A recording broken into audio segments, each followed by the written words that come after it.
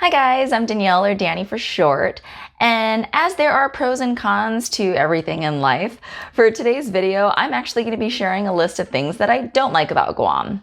So if you enjoy this video or find it entertaining in any way, then please give it a like, and let's get into it.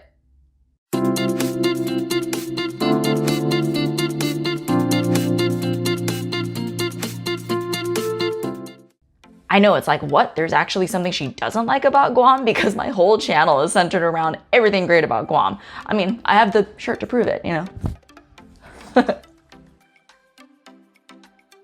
First on the list, mosquitoes.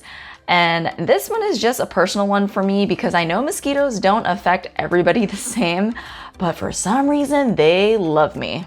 So what really sucked is that, I enjoyed going to the beaches or going on hikes on Guam, and I would just get eaten alive. The crazy thing is that nobody else around me would be affected by it. I'd be the only one getting bitten so bad. Basically, it was just a nuisance because I always had to make sure I had those like mosquito repellent bracelets or some kind of off spray, like the hardcore one, to make sure that I was spraying everywhere, my neck, my arms, because otherwise I would just have so many mosquito bites throughout, and it would just not be a very pleasant journey. I do kind of wonder though, is it like a blood type thing or an ethnicity thing? I don't know. If you know the answer to that as to why mosquitoes like some people more than others, then definitely let me know in the comments. Though I feel like this one should be common sense, it's still something I don't really care for. Higher gas and grocery prices is just something that's natural. It's going to be automatic with, a place that has high import costs. So, especially living out here in the States for some time and seeing the difference in prices. Gas, for one thing, I know out here it's probably like $3, on an average of $3 a gallon. On Guam, it's like $5 or $6 on average. So I don't even want to do the math right now. I just know it's unpleasant to think about how much it takes to fill up your tank when driving on Guam.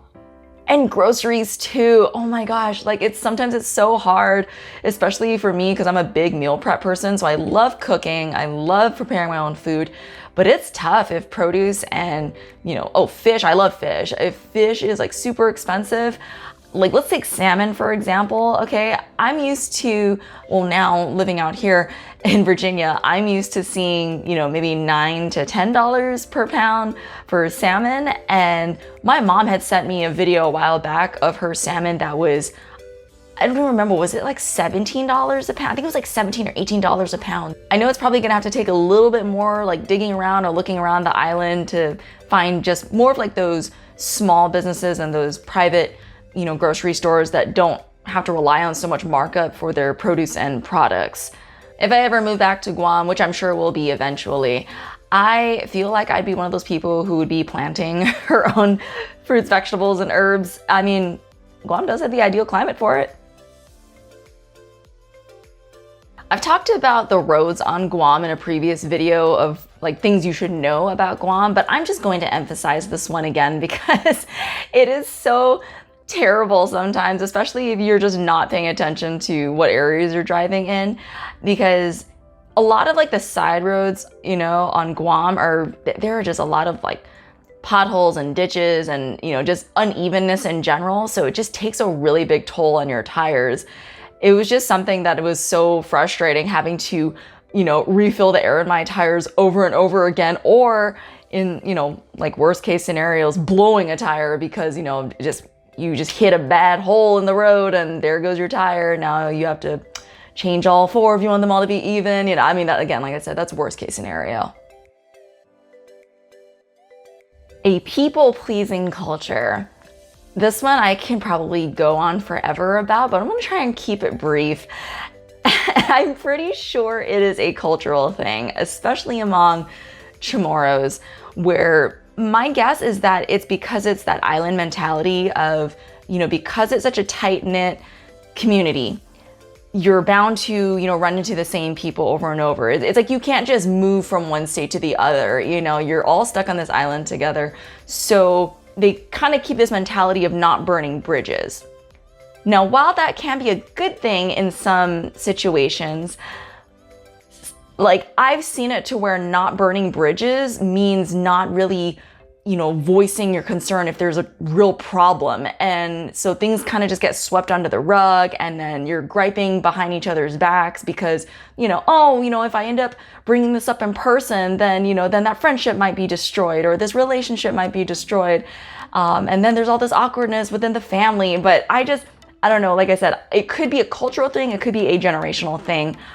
I don't vibe well with that. I really wouldn't care if I was stuck on the island with somebody. I'm like, no, if there's a problem between us, it needs to be squashed. Otherwise, it's just gonna fester. And if anything, that makes the relationship even worse, wouldn't it? Another aspect of this too is like not wanting to say no because of a worry of disappointing each other. And, you know, at the end of the day, it still is a disappointment. So I don't know, like I said, that's, for me personally, I'd rather just tell somebody outright, no, I can't do it, or no, I'm not interested, or no, this can't happen. Like, that shouldn't destroy the relationship altogether. So the most recent incident of a typhoon on Guam was last year with Typhoon Mawar. And prior to that, I can't even recall when was the last time that I experienced a typhoon, because it had just been so long. It had to have been over like almost 8 to 10 years.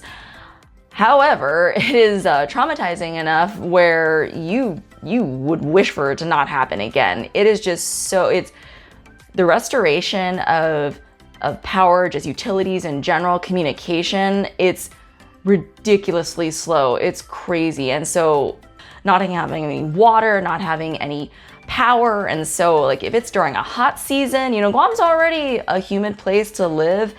And when it's uncomfortably hot, if the power is out for weeks on end, yeah, nobody's gonna have a good time.